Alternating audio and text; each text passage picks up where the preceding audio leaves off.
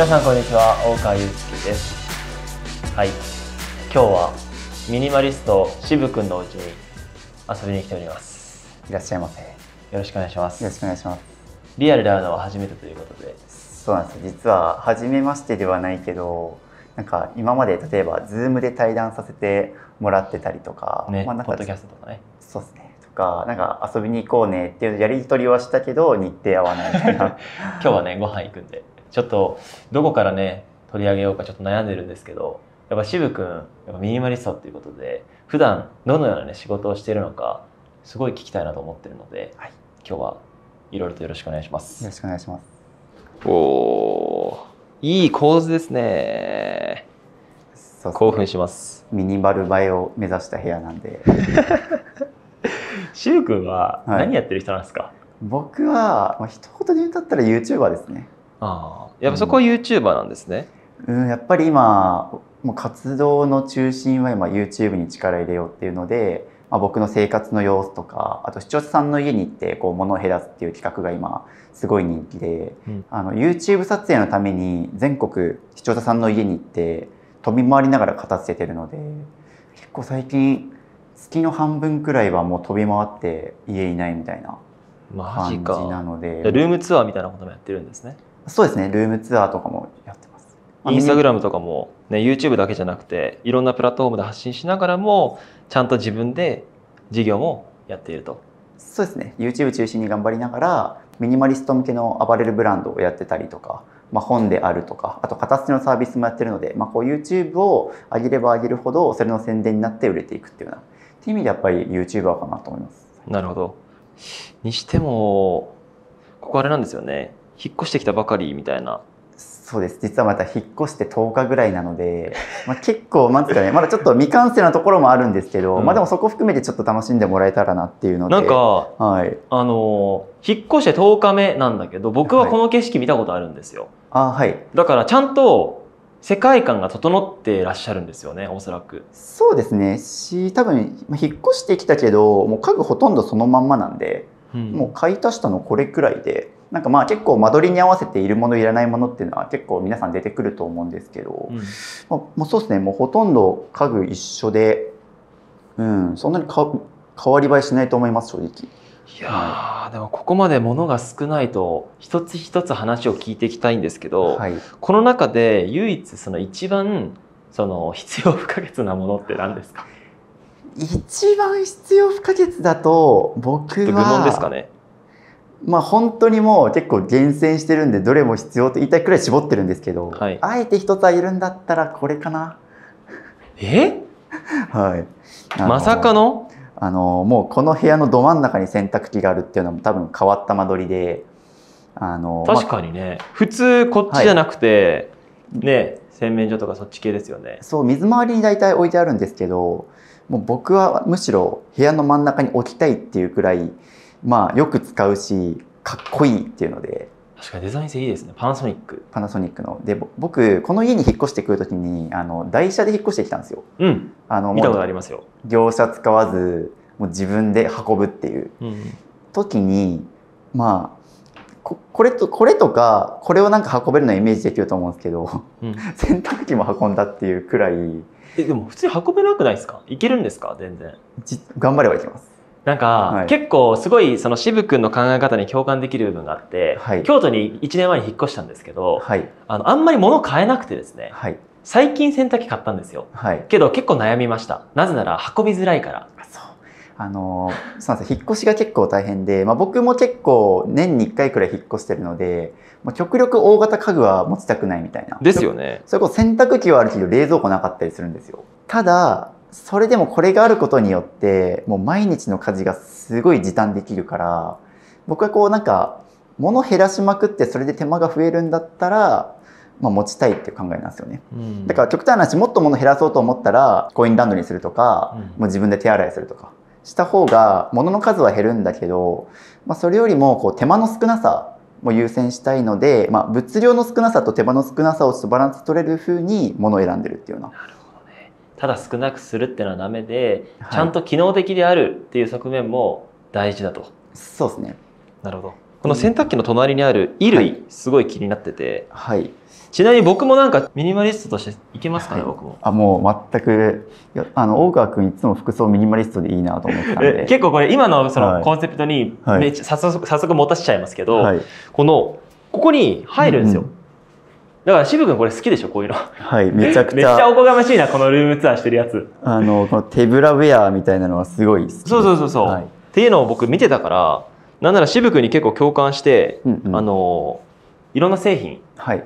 例えば、アブラサスのやつとかはい。うんうん。は渋君の動画見て買ったかな。そうですね。ミニマリストの定番ブランドでアブラサスっていうのがあって、まあ代表的な製品だった薄い財布っていう、あれは本当にもうミニマリストって言葉が流行る前から、多分15年前くらいから確かあった製品なんですけど、っていうので、そうですね。あれは本当ミニマリストが用として、まあ僕そういう感じで、普段の SNS でこうミニマリストの人にこれおすすめだよっていうような、まあミニマリスト向けの持つことで身軽になるとか、そういう製品は結構普段から宣伝してるので。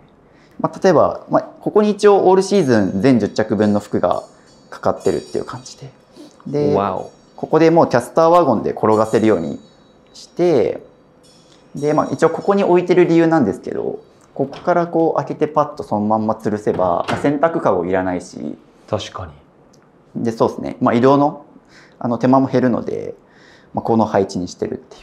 何着あるんですか？は10着です。それ決まってるんですか？そうですね、もうオールシーズン全10着っていうので決めます。全部黒っすね。全部黒ですね。夏はこの組み合わせで同じ T シャツとズボンが2枚。それもね、僕と結構近いんですよね。なんか黒を着てる理由ってあるんですか？黒着てる理由は、まあ、一つシンプルにかっこいいし、まあ、TPO 合わせやすいし、なんかおしゃれで楽っていうところかな。っていう意味では機能美のバランスが一番取れてる色かなとも思ってるし、あれなんですよね、なんか黒っていう色はその全ての色を包括した色って言われてて、まあ、例えばじゃあ絵の具のキャンパスを全部ぐっちゃ混ぜにしたら絶対黒になるじゃないですか。まさに。っていう意味でこう黒に似合わない色はないっていうのを聞いて、確かになと思って。でもなんか、はい、部屋の全体的な印象としてはホワイトが目立っていて、その中でブラックがあるからかっこいいですよね。そうです。実は黒にしてる理由もそれなんですけど、まあ、服って着てる時の自分を想像してみんな着てる自分がおしゃれだから買うって人多いと思うんですけど、僕は着てる時だけじゃなくてこの部屋のインテリアとしても様になるかっていうのは考えてて、っていう時にこの、まあ、基本的に白ベースの部屋なので、まあ、この黒が映えるっていうので全部黒にしてますね。なるほど。その服の種類に関しては、今見てる感じだと T シャツとかジャケット、ダウン、そうですね、ダウンベストとか、まあその機能的なやつは、まあ、基本的にそうですね、夏場だったらこれを2つローテーションして。ちなみにその T シャツ自体のこだわりは結構あるんですか？でもこれ自由です。ただ自由だけど、まあシルエットとかそうですね、あと洗濯乾燥機にかけてもシワにならないかっていうのは全部共通して。なるほど、確かにそれ大事だな。もうガッシガシかけるので。なるほどね。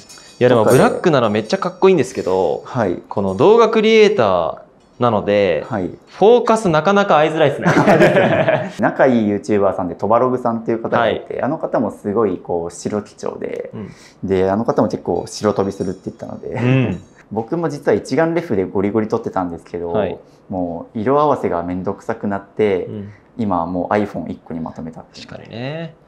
そこまで万能ですよね。なんだかんだで。あとはそうですね、大川くんの服と似たようなものがあって、はい、これが実は僕が監修してるアパレルブランドのレスイジ JP っていうところで、はい、開発してる、まあそうですね、自分がいいドメインですね。そうですね、そうなんです、ドメイン、まあ、普通に着るとこういうシンプルなシャツなんですけど、かっこいい。まあ実はここがシンプルかっこいいシャツですね。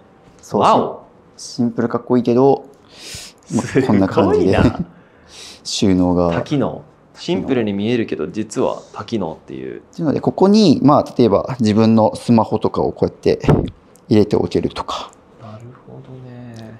でこの蓋をかぶせると、まあ、普通の表面シームレスな感じのミニマルデザインのシャツになるっていう。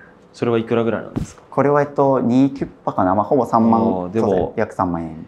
なんか同じだと思うんですけど、はい、あんまり服買わなくて、だから買う時にはちゃんとこだわったりとかちゃんと意味のあるものを選ぼうとしてるんですけど、はい、なんかそれ1枚で何でも入っちゃうってことを考えると全然出せますね。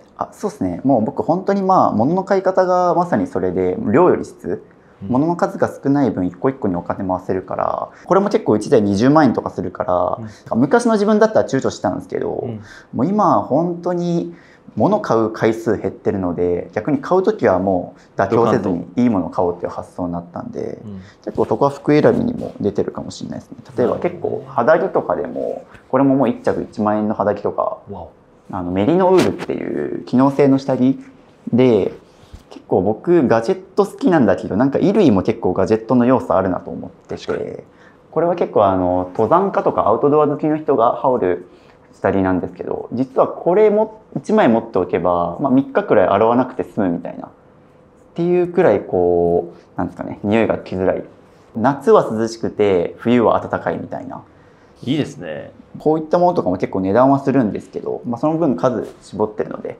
全然出せる。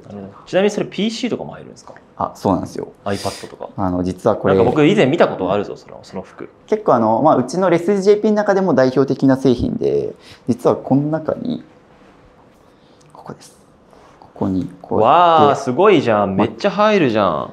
なんとシャツの背中の部分に収納があります。へえ。これじゃあ本当に1枚羽織っとけば、手ぶらでいけちゃうっていうシャツですね。そうです。面白。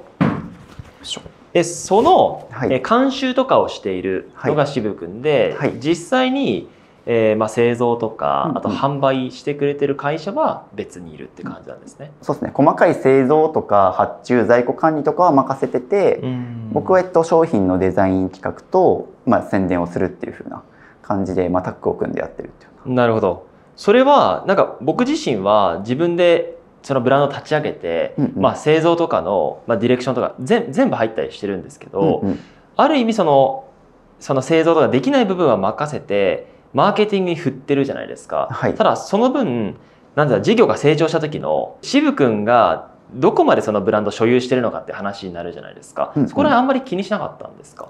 自分で 100% 持つっていう意思決定。その時はまだ独立して2年目とかだったので、どっちかというとむしろなんかそこ手伝ってくれる方が僕は嬉しいって感じだったんで、むしろなんかそこでバンバンお金稼ぎたいってよりは、形にしてちゃんとフォロワーさんに届けられるんだったら、その分例えば受け取る分の利益とかは減ってるんですけど、それでもその分そうですね、僕はもう本当にデザインすることと宣伝することってところにもフォーカスすればいいので、使える時間も増えるし。そうですよね。ってなったら何をしてる時間が今一番楽しいんですかね？仕事とか。でもそうですね。僕本当に結構意外と仕事人間なんで、YouTube 撮ること自体も好きだし、結構割と何ですかね、伸びていく数字見るの楽しいタイプのだったりするんで。前職はブロガーでしたっけ？そうです。もともと僕 YouTuber じゃないので、本当にその YouTuber で成功されてる方、ブロガーの人めっちゃ多くて。すごいですよね。本当にブロガーから YouTuber になった人でうまくいってる人多いし、僕の友達にも多いんですよ。で例えば、そのままちょっと紹介に移るんですけど、この服を吊るしてるハンガーがこれ実はワンガーっていう製品で、これ作ってるところがドリップっていう会社さんで、堀口さんとか広岡さんがやってる会社で、彼らもブロガーでしたもんね。そう、2人もブロガーだし、ブロガー時代に一緒にブログ書いたんですよ、集まって。つながってんですね、そこ。そうです。ドリップと僕は結構 YouTube やる前からブロガー時代から一緒になんかイベントやったりとか、今でこそなんかこうインフルエンサー初のブランドってすごい多いと思うんですけど、大体 YouTuber さんだと思うんですよね。ただ僕とかは結構本当に YouTube やる前からブロガー時代からもう自分のブランドもやってたし、確かドリップの2人もそうですね、 YouTube 前からやってたはずなんで、ちゃんとある意味新しいメディアを活用して事業を伸ばしてるっていう方たちですよね。ただそこには、すごい僕も悩みはあるんですけど、属人性があるじゃないですか。だから本当にその事業としてその仕組みで成立しきれないなって側面もあるんですよ。そこはなんかその渋くんは今後の今の活動を通してなんかどうなりたいとか、どういうその会社ないしは個人を目指しているんですか？で言うと、僕もどっちかというとなんかこうミニマリスト自分のブランドだから買いたいってよりも、製品に魅力があるから買ってもらいたいっていうのはちを目指してるところなので、うちは Amazon とかでも販売してたりとか、松田屋書店さんとか一部雑貨を卸してたりとか、割とその僕の YouTube とか SNS 以外でも売ってたりはするので、なんかこうミニマリストの魅力を伝える手段として一つアパレルブランドを始めたんですよね。ミニマルデザインがかっこいいとか、小さくてコンパクトで使いやすいよね、だからこうミニマリストいいじゃんみたいな。っていうふうにそのミニマリストの魅力を伝えるっていう時に、僕自身の発信で伝えるっていうのもそうなんだけど、商品のプロダクトの魅力で伝えるっていうのもあっていいと思うんですよね。そういう意味ではなんか僕が有名にならなくても別に商品が有名になってくれたらそれでこうミニマリストになりたいって人が増えると思うので、なるほどね。あくまで最初のコミュニティ作りっていう観点ではね、ものすごく効果があると思うから、まさにそれを実行されてるって感じなんですね。はい。でもすごい奥行きもあるし、はい、光もしっかり入るし、それがこの中に入って収録機材ですか？機材ですね。本当に YouTuber ですか？本当に僕さっきも言った通り視聴者さんの家とかを片付ける時に全国飛び回ってるので、その時はこのカバンで行きますね。見せてください。はい。ここにもろもろちょっと今回ガジェット使ってる機材系を固めてるので、ガジェット大好きなんで見たいです。渋君の一軍機材ですよね。はい、一軍機材で、まず一つ目がこれですね。はい、これが自撮り棒なんですけど、こんな感じで、これ動画で伝わってるかわかんないと思うんですけど、長いですね。そう、このコンパクトさでここまで伸びるのないんですよ。すごい。めっちゃ探して、でしかもデザインもこうミニマル真っ白でみたいな。これしかも安いってやつですよね。そうですね。これ3000円しないぐらいだと思います。めっちゃいいじゃん。はい。高さも出るから。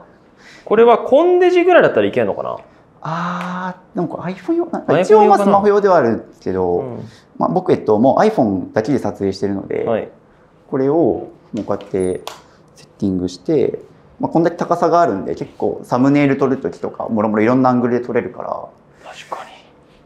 そうですね。これはすごい重宝してますね。機材ケースがそれ機材ケースなのかみたいな。おしゃれバッグじゃん。ただの。ルームツアー撮る時とか視聴者さんの家に撮って形する時はこの自撮り棒を使ってて、インスタ360ジョビー違うマンフロとか。そうですね。こんな伸びるやつね。カスタマイズしてますね。そうなんですよ。僕そこら辺の機材のなんかインプット、情報のインプットってどうしてるんですか？いつも。でもそれこそ大川君の動画見てたりとかありがとうございます。ガジェット系の YouTuber さん結構見てます。それで勉強されるんですね。そうですね。とかもともと僕実はブロガーって話はしたと思うんですけど、一番最初ミニマリストだけを書いたわけじゃなくて、ミニマリスト以外にもグルメとか書評とか結構ガジェットのレビューとかやってたんですよ。マジ？はい。仲間じゃないですか。そうなんですよ。でもそっちの世界ってミニマルないですよね、あんまり。そうですね。っていうので僕もともと最初からミニマリストだったわけではなくて、後天的についてきたと。そうです。もう技術をこうちゃんと本とかで学んでそうですね、後からなったっていう天然のミニマリストではないこう学んで嬉しい、その一面見れたのは。学んでいってミニマリストいいじゃんと思って減らせるようになったんで。じゃあ結構僕も渋君の領域行く可能性ありますね。僕もガジェット好きで、その中でもやっぱりね、ちゃんとそのハードウェアとソフトウェア、アップルとかもそうですけれども、なんか物減るじゃないですか。そう。ガジェットを学べば学べるほど物減ると僕は思ってるんですよ。確かに以前面白かったのは、VR とか AR のその世界にすごい可能性を感じてらっしゃっていて、それは物なくせるじゃんもっとみたいな。そうです。そういう新しいテクノロジーに対しても結構そうですね。こういうのとか出てきた。これももう本当1週間前とかに、これ実は買ったものではなくてレンティオっていうサービスで今一時的に借りてるものなんですけど。さすが。似合いますね。ありがとうございます。はい、これをそうですね、使って結構映像鑑賞したりとか。確かに。そしたらプロジェクターないしはモニターいらないですよね。これ外でも使えるから結構そうですね、僕移動の飛行機多いんで、その時にこれ飛行機の中で使えたらいいなと思って仮にレンタルしてみたんですけど、めちゃくちゃ良くて、これも最近結構仕事道具の一つになってて、僕 YouTube の動画が実は1本2時間とかあるんですよ。結構長いですよね。そうなんですよ。動画の時間ミニマルじゃないみたいなよく言われるんですけどまあ本当に視聴者さんの片付け企画を、もう3日4日連続で撮るんで、動画の素材が20時間とか30時間ぐらいなんですよ1本。まあ、それをね2時間とかにしてるんで、むしろだいぶ削ってるというか。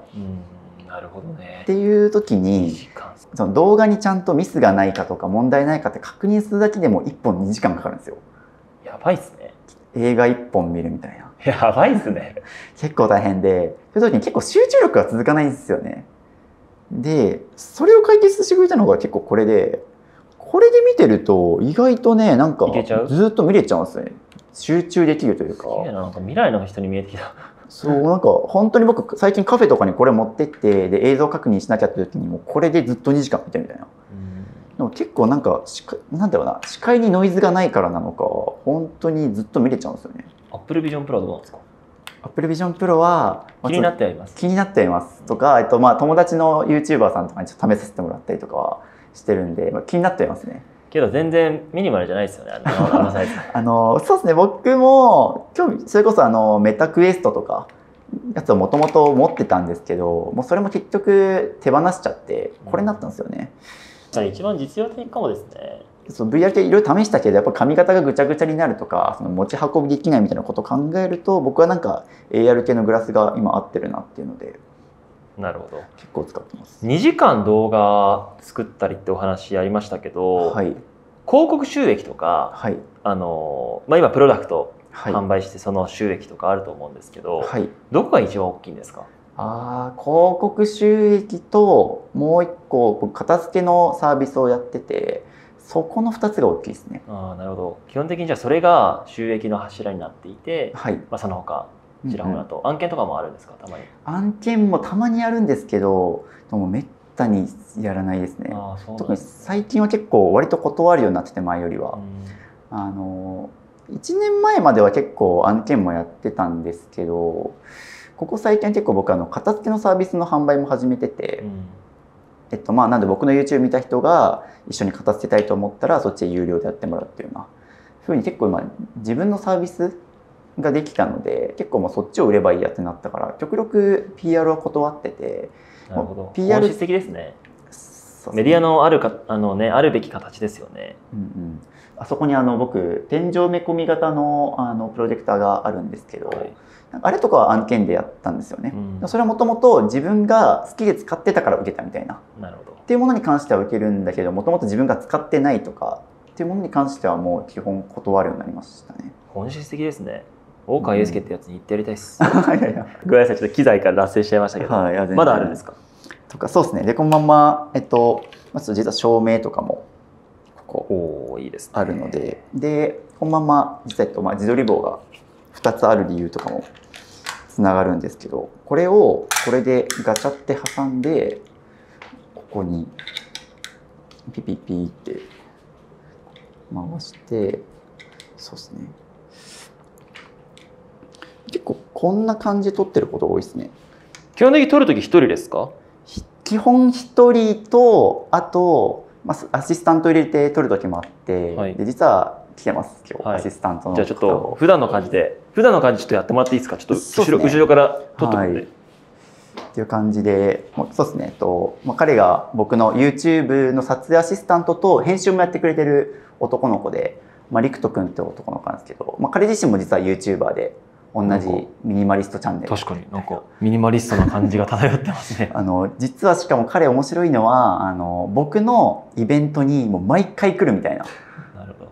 もうなんか4回ぐらい連続でいつも一番最前席いるんだけどみたいな男の子で、すごい熱心に通ってくれてて、で部屋見せてもらったらめっちゃミニマリストだったからルームツアー一緒に撮りましょうって。なるほど。渋君の世界観バリバリ受けてたわけですね。そうです。多分写真をお見せするんですけど、もう彼の部屋も真っ白みたいな、僕みたいなモノトーン白基調の部屋でっていうところからも彼も YouTube 始めて今1万人くらいいるんですけど、すごい。そうですね。なんで彼にアシスタントと編集をお願いしてるっていうので、いつも月の初めとかに何日と何日に撮ろうねとかスケジュール決めてから、で彼に家に来てもらってで一緒に撮るみたいなことが結構多いです。なるほどです。質問なんですけど、はい、何をアシストするんですか？はい、一つは、動画の中で質問してもらったりとか、なるほど。まあ、シンプルに例えばなんか商品レビューする時とかにちょっとカメラマンでやってもらったりとか。そうなんかこのね空間見る限りなんかアシストすることないなみたいな思っちゃったんですけど、ああ一緒に喋ったりする動画とかも、まあ、彼に演者として出てもらったりすることもあったりするので、一緒にそうですね撮ってること多くて、で実は彼も結構本格的な機材を持ってたりするので、実は今日持ってきてもらってるんですけど。いいですか？はい、じゃあ、はい、どうぞ。確かにその機材は全然ミニマルじゃないですよね。そうですね。ミニマリストとかけ離れてますけど、これがゴドックスの ML60E1 ってやつで、まあ、これバッテリー内自動式なので、まあ、コードレスで、まあ、照明だったりとか炊けるっていう部分で、まあ、照明でも結構出力は大きいんですけど、これだともっと本格的な照明ライティングできるっていう意味で、これが確かめっちゃなんかゴドックスの中でもかなりちっちゃいやつなんですよね。確か一番そうですね、僕が当時大学生の時に買った中でも一番ミニマルでちっちゃいやつ、まあ、これでも結構そうですねミニマルな感じだったので、ちょっとこれを購入したんだけど、まあ、あんまり使わなくなったっていう部分が結構大きいですね。やっぱり好きな言葉を挙げるとしたらミニマルになるんですか、2人とも？ああ、そうですね。ミニマムよりもミニマルって言葉を使います。ミニマムとミニマルの違いは？数量的な違いがミニマム、数が少ないとかっていう意味で、物量的な少なさがミニマムで、ミニマルっていうのは最小限のっていう形容詞なので、例えばミニマルデザインとか部屋がミニマルだねみたいなニュアンスで使ったりするので、どっちかというとミニマルって表現使いますね。でミニマリストっていう言葉自体がミニマリズムっていう言葉が語源、必要最小限のっていう意味では、例えば物を持たない人っていう意味で使われてると思うんですけど、あくまで自分にとっての必要最小限で暮らすっていう意味なので、そういう意味ではミニマルっていう言葉の方がいろんなシチュエーションでも使えるし、人それぞれのミニマルがあるっていう。じゃあミニマルな生活を送るためには自己理解がまず大事ってことですね。そうですね。例えば本当にじゃあ、例えば家族がいたりとか共同生活してるってなったら、その2人にとっての物量を見極めないといけないしとか。でもほとんどの人たちってやっぱ物を捨てるの難しいってやっぱ思うし、物が増えていく一方じゃないですか。なかなかそれ強制するの大変ですよね。だってちゃんと物としてはね意味があるから、やっぱちゃんとマーケットがある中であるので、考えるとね、そこの取捨選択むずいですよね。でもみんな結構なんですかね、言葉悪いけど、例えばセールとか、結構企業のマーケティングによって、自分にとって必要ないものも買っちゃったりとか、もう自分の価値基準とそぐわないものを判断誤って買うパターンっていうのも結構あったりして、で結果例えば1年以上使ってないとか、買ったはいいけどみたいなもので、使わないもののために結局ね、物を取っておくにもその家賃分の面積がかかってるわけですし、例えばそれをメンテナンスする、掃除するとかで、物をたくさん置いてると生活スペースがどんどん生まれて部屋が狭くなるとか。ガジェット YouTuber がそれを助長してる感ありますからね。ちょっと申し訳ないです。とりあえず買え、散財しろみたいな感じじゃないですか。ガジェットとかは特にね、半年1年で結構スペックが上がっていくから、分かりやすく買う指標がありますからね。でも例えば僕も結構仕事で例えば iPhone 毎年買うとかはやってるので、その時に意識してるのはワンインワンアウトって言われるような、1個買ったら1個手放す。僕の場合は iPhone15 買ったらもうすぐに iPhone14 売りに行ってってことをやると、その分iPhone とかだったら1年間でだいたい 6,7 割で売れるので、実質新しい iPhone 買っても手出し 3,4 割で済むみたいな、そういう意味では節約にもなるし物も増えないしっていう意味で、僕も買うときは極力1個手放して買うっていうふうにすれば、物は増えないので。そのルールいいですね。はい、ぜひ。特にガジェットはそれがしやすいかなとか。確かにね。あとさっきの、あとこれとかもさっき僕買わずにレンタルしてるみたいな。ガジェットは結構レンティオってサービス使うといろいろ揃ってるので、それで試すっていうのもおすすめですよね。確かに。本当に自分に合ってるかどうかは一回使ってからね。体験しましょう。気づきましょう。はい。っていう意味で、なので僕の場合はもうシェアレンタルするか、1個買ったり1個手放すっていうのを増やさないようにはしてます。基本なので撮るときはもう本当に iPhone と照明で、iPhone で撮るときはこの Apple Watch。エコシステム。Apple Watch を使うと、こんな感じで。いいですね。うわー、いつもの構図だ。そうですね。これで映像確認ができるんで、アウトカメラの綺麗な画質でもこうやってそうですね、画角を確認しながら、でここでシャッター回せるんで、カメラ撮影とかもですね、これでめっちゃいいですね。こんな感じでリモートの操作もできるので、これかなり重宝してますね。ちゃんとワークフローが秀逸ですね。そうですね。で僕最近その仕事道具の変化として一眼レフをやめたっていうのがあって、僕ももともと一眼レフの機材だけで手元に100万以上分のなんか一眼レフとかレンズがあるみたいな感じで結構画質にこだわって撮ってたんですけど、やっぱりさっきも僕言った通り結構いろんなとこ飛び回るから荷物も重くなる。当然こんな小さなカバンでは収まらないし、リュック必要になるし重いしとかで、そうですね、持ってる時も結構重くて大変とかで、持ってるとこの部屋真っ白だからフォーカス合わせるのが大変とかっていうところで iPhone15 になってから本当に画質が綺麗になって、なんかもう全然 iPhone でよくねみたいな数字にも影響なく。そうですね、むしろその分撮影回数が増えたので、うちの YouTube の登録者とか再生数でいうと一眼レフの時は伸びてるっていうのはどっちかというともう企画で勝負しようっていう風な。これですよ、カメラ好きの皆さん。僕も本質は機材じゃないんですよ。何を届けるかなんですよね。ただガジェットレビューに関して言うと分かりやすく届けるっていうのも大事なお仕事だと思うので、画質が綺麗なことによって商品の質感が伝わりやすいとかっていうのはあるので必要だとは思うんですけど、僕のミニマリストの撮影、例えば視聴者さんの家を片付けるとかは、画質良ければいいけど、どっちかというと喋ってる内容とかやってることの方が大事なので、まさにっていうタイミングで iPhone15 Pro のもう 1TB モデルさすがで、あとはワークフローとしてはこれで撮ったらその撮影した動画をこれに保存していくっていうような。それはまさか。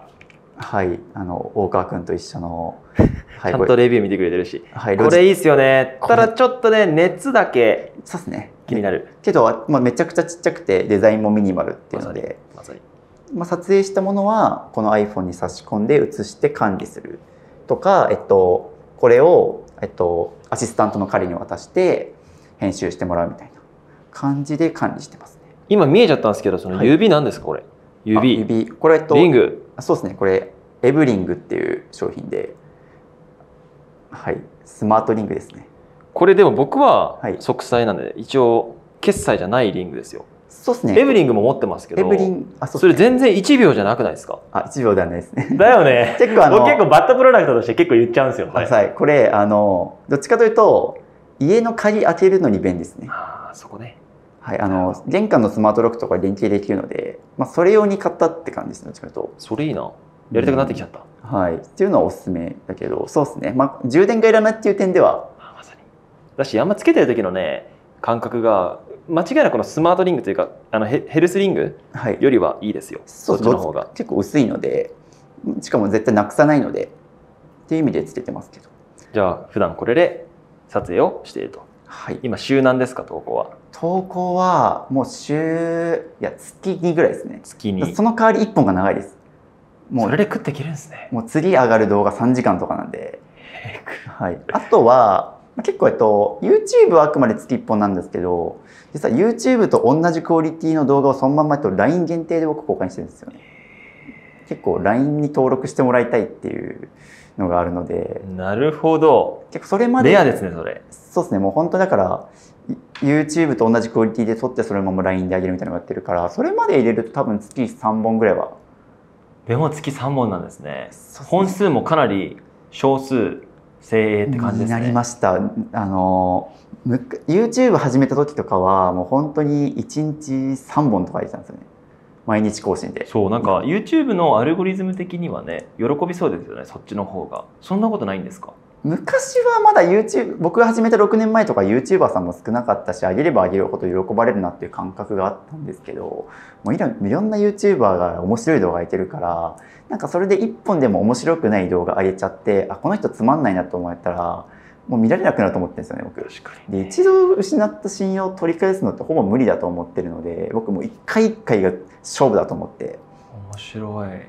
だからもうつまんない動画上げるんだったらもう頻度最低でも絶対面白いって胸張っているような動画しかやりたくないっていうふうに今なってるので。まあそのこだわりがね、まさにミニマリスト渋くんを、ね、裏付けてる証拠というか、ね、渋くんがそうやって活躍できてるっていうのはまさにそのこだわりがあるからですよね。なるほど、ありがとうございます。はい。でもずっと気になってたのが、はい。どうやって寝るんですか？ああ、はい。このど真ん中にあるのがこれソファーベッドで、例えばここ座面上げると普通にアングルは逆ですけど、こう、あ、いいですね。はい。で一応配置の位置としてはこっちじゃなくてこっち向いてる理由としては、こっちにプロジェクターがあります、そのまま。でここに実はロールスクリーンが、うわーすごい。これ賃貸備え付けのものがついてるんですけど、こんな感じでめっちゃいい。これアラジン X っていう、そうですね、プロジェクト、知ってる。はい、有名な。普通になんかめっちゃ勉強になるな。導入したいな、うちも。ぜひこれは本当にミニマリストの人は本当に僕お勧めしてて、これがあると結局ケーブル配線とかも全部ここに一体化できるからごちゃごちゃしないし、テレビと違って場所も取らないから部屋が広くなるよっていうので。しかもすごい解像感がちゃんとありますね。そうですね、もう全然フルハイビジョンですけど、この明るさでもいけちゃう。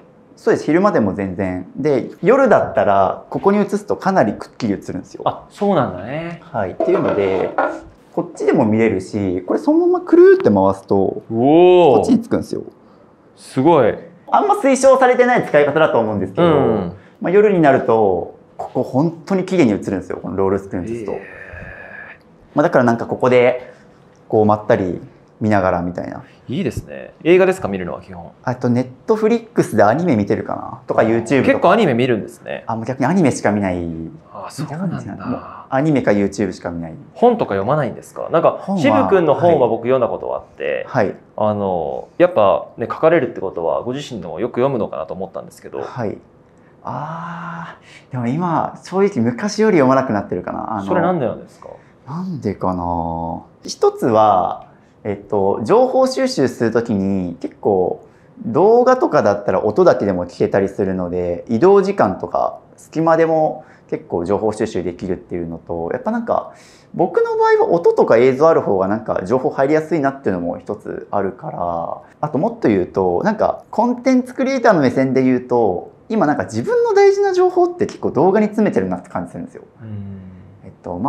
僕も元ブロガーで本も結構できたからこそ言えるんですけど、それこそ書籍とかって今結構どんどん売れ行きが落ちてたりとか、ことはあれですけど斜陽産業って今言われてるところだと思うんですね。っていう時に僕も今どっちかというと大事な情報書籍よりももう動画に詰めてるみたいなっていう風になってきてるから、シンプルに今結構動画コンテンツにももう書籍と匹敵するかそれ以上に面白い動画が結構増えてきてるなっていうのがそうですよね。あるかな。確かに動画メディアとかもね、ピボットとかね、ビジネス系だとちゃんとあったりとかして、でそれが本になると情報が古いんですよね。書籍ってどんだけ早く作っても半年先にしか発売できないから。まさに。ってことを考えると、僕も本とかブログ書いてた身だから寂しさはあるんですけど、結構今情報収集の手段として本っていうのが本当に面白い本はあるっちゃあるけど。確かにね。今SNS とかもね、かなりコンテンツ戦争になってきましたけど、短尺も含めて、コンテンツの届け方としてこの先どういうふうに変化していくかってイメージされてるんですか？これから先か。でも僕だってね、記事をずっと書いてらっしゃって、そこからもう動画で週3とか上げてた時もあるけど、今は長尺でやってるじゃないですか。はい。この先でどうなるんですか？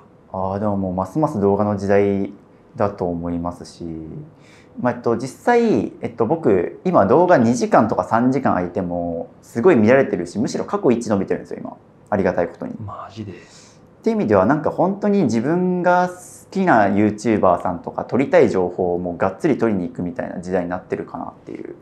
昔テレビの時代とかだったらなんとなくチャンネルつけてパッパチャンネル変えてって、面白そうこれ見ようみたいなつまみで見るもの多かったと思うんですけど、もうむしろ今みんな自分の興味関心があるジャンルを積極的に取り入って、もうそれをがっつり見るみたいな風に変わってきてるかな。それこそ多分 YouTube の関連とかももう自分の興味あるジャンルしか流れてこなくなっちゃってきてるから、確かにな。まあ、良くも悪くもな側面あると思いますけど。なんかさっきちょっと話変わるんですけど、座ってらっしゃった時にちょっと座っていただいてもいいですか？なんかそのイメージが湧いたのが、パートナーとかってどうするんですか？だって結婚観聞きたいんですけど。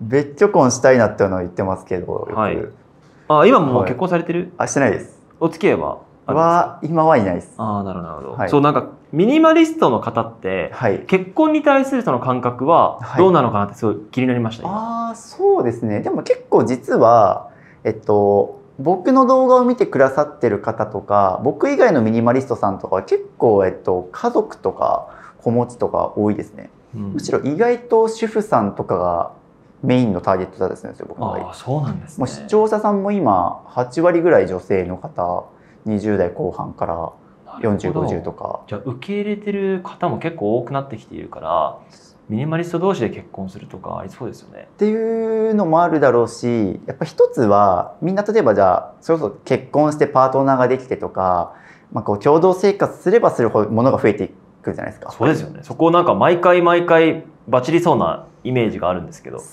一人よりも複数人暮らす方が物が増えちゃうからこそ、その反動で結構みんな物減らしたいというか、それこそ子育てされてる方とかだったらやっぱりすぐこうおもちゃが増えちゃうとか、子育てのものが散らかっちゃうとか。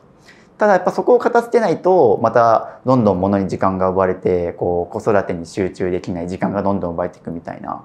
僕はだからこう子育てしてる人とか家族がいる人ほど物減らした方が、家事とかのそれこそ喧嘩がなくなるとか、探し物なくし物が減ってもっと2人の自由な時間ができるよっていう意味では。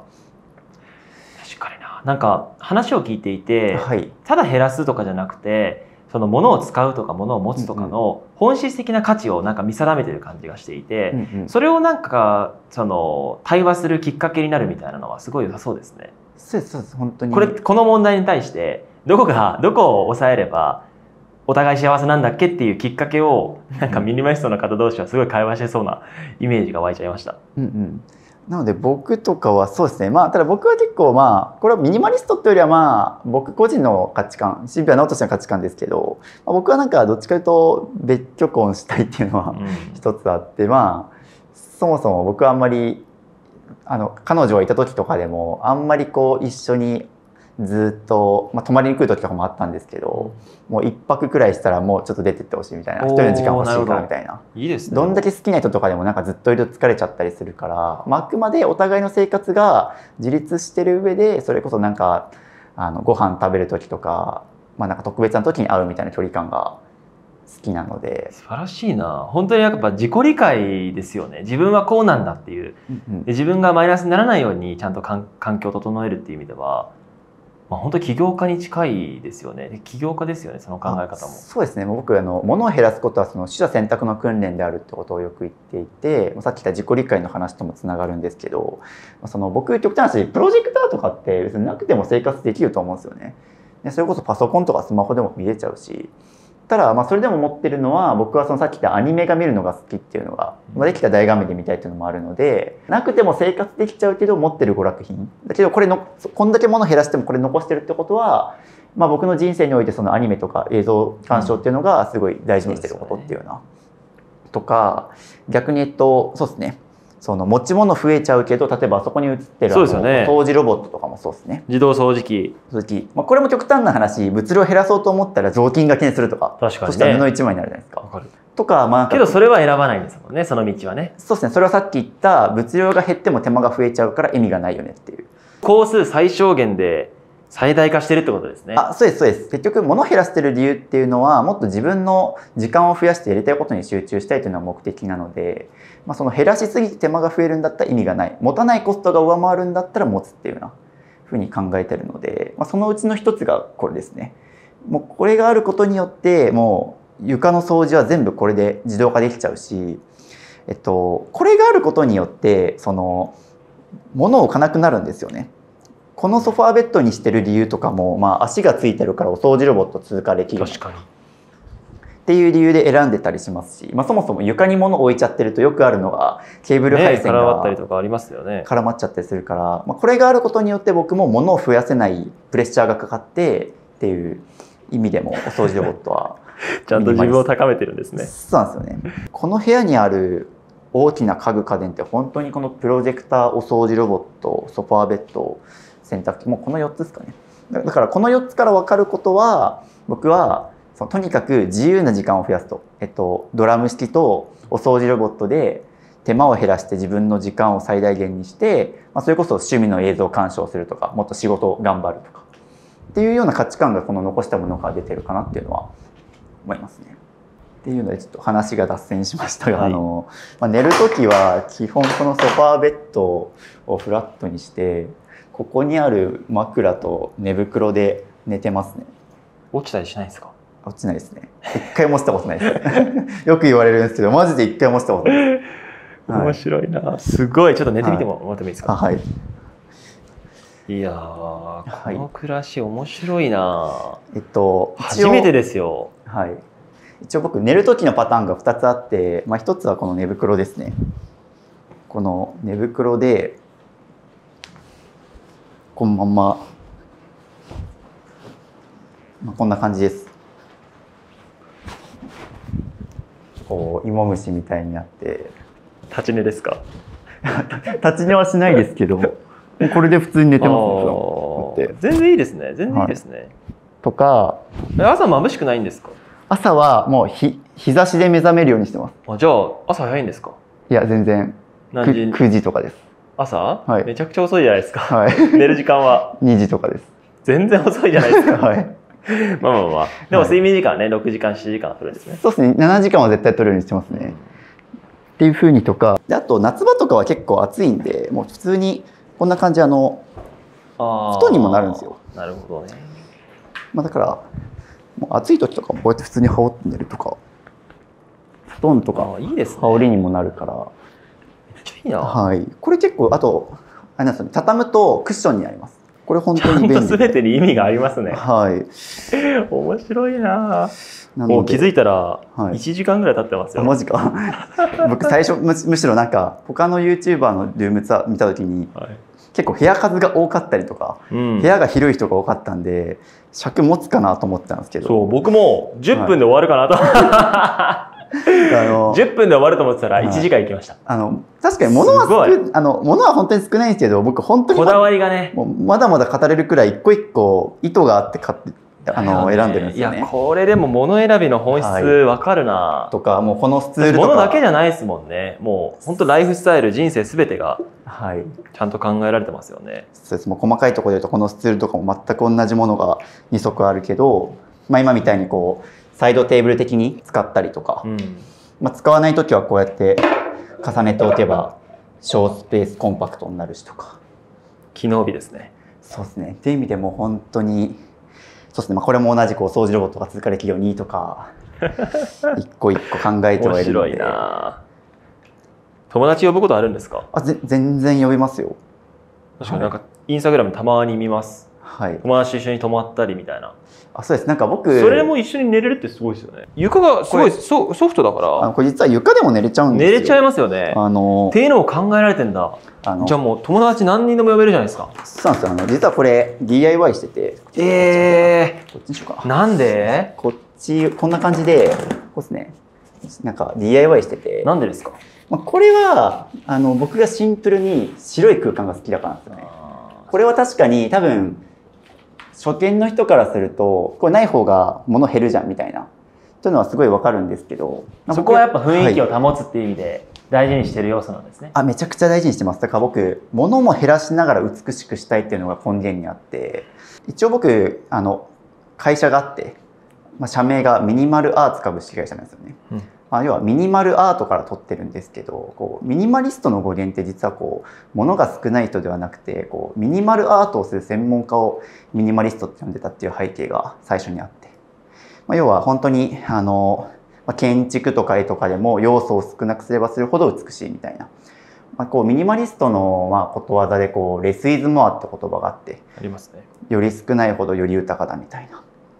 というのはもともとあれは建築から来てる言葉で、例えば建築する時に、最大限のその支えとか柱が少ない方がなんかこう美しいとか、障害物が少ない分便利に使えるとか、より少ないことはより豊かだっていう表現が結構ミニマリストで使われたりするんですけど、要はそれも結構アート由来だったりするので、それこそ僕アップル製品好きなんですけど、まさにねジョブズもレス・イズ・モアその価値観を体現したデザインというかプロダクト作りましたもんね。そうですね。だからこう使いやすいだけではなくて美しいみたいな、ガジェットだけどアート作品の美しいみたいな。だから結構片付けとか、そうですね。片付けそのものが結構アートの要素あるなと思ってて、シンプルに減らせば減らすほどすっきりして美しいしとか。っていう意味では僕はなんか物の数も減らしつつ美しく見せたいっていうのはすごい根本の欲求にあるから。自分のアパレルブランドとかでもできるだけデザインをミニマルにとかっていう意味で、これとかはまさにそうですね。だからこれ別になくてもいいっちゃいいんだけど、確かにやっぱり僕はこの真っ白い空間で進みたいっていうのは自分の美観としてあるので、っていうので置いてるし、これがあると結構床に座れるんですよ、そのまま。確かに全然さっき座っても問題なかったですもんね。そうさっき多分冒頭床から始まって痛そうとか思えたかもしれないですけど、実はこれ柔らかい冷蔵、本当に赤ちゃんの家とかに置いてあるようなクッション材と一緒なんで、なんで全然僕たまに床で寝たりしますもん。もう寝袋でっていう感じで、全然来客があればこれで寝れるしっていうのはそれで言うと僕、今ミニマリストになる前はあんまり人を家に呼びたくない派だったんですよ。結構皆さんも多分呼びたくない人って多いと思うんですけど、僕片付けてから逆に人呼ぶようになったんですよね。なんかいつでも片付いてるからいつでも人呼べるしなとか。そういう良さありますね。すごいですよ。アシスタントさんもすごい機能的にめっちゃ機能的に隠れてくれてますよ。僕はもうなんかおこがましいですけど、なんか自分の部屋がすごい美しいと思ってるので、居心地いいし、この空間に人呼びたいなっていうふうに思うから結構呼んで。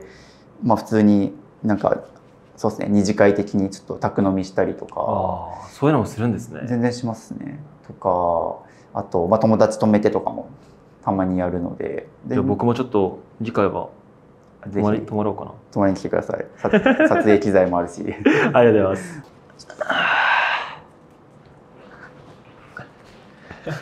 寝てた。ごめんなさい。いや本当柔らかいマジで。ですよね。めっちゃいい。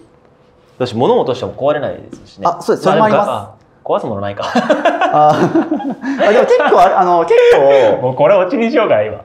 いや結構 iPhone とかで撮影してて、たまにちょっと自撮り棒を倒しちゃったりとか。壊れないね。そう結構これがあることによって僕救われてるんですよ。じゃあ壊すものありましたねちゃんと。ありました。カメラとかってまさにそうじゃないですか。確かに。一眼レフとか。面白いな。あと防音性って意味でもそうですね。確かに。それもある。物が少ないと本当に声響くんですよ。それ面白いな。これじゃあ吸音材にもなってるのか。そうですそうです。その発想なかった。だからこれは意外と無駄なように見えてかなり機能性を帯びてる。本当にめっちゃ学びになりました。よかったです。本当にありがとうございます。もう僕もガジェットでね結構いろんな製品扱ってますけど、ちゃんとやっぱそのプロダクトで何ができるのかっていうでそれだけじゃない価値も提案できたらいいなと思っていて、そういうのがすごい感じられた一日でした。よかった。一日っていうか1時間ちょいぐらい。それこそ僕大川君のブランドの Q とかもすごいデザインミニマルで好きなんですよ。ありがとうございます。ね、そろそろカメラ出るんで買ってください。カメラですか？バッグとかじゃなくて機材。おお、どんな機材かは頑張ります。ちょっと楽しみにしてます。ありがとうございます。いや今日は本当に大変学びになりました。スペシャルゲスト渋君ありがとうございました。ありがとうございました。多分この家に初めて来た YouTuber さん。本当ですか？もう本当引っ越して間もないので。嬉しい。またちょっと泊まりに来ますね次は。ぜひ。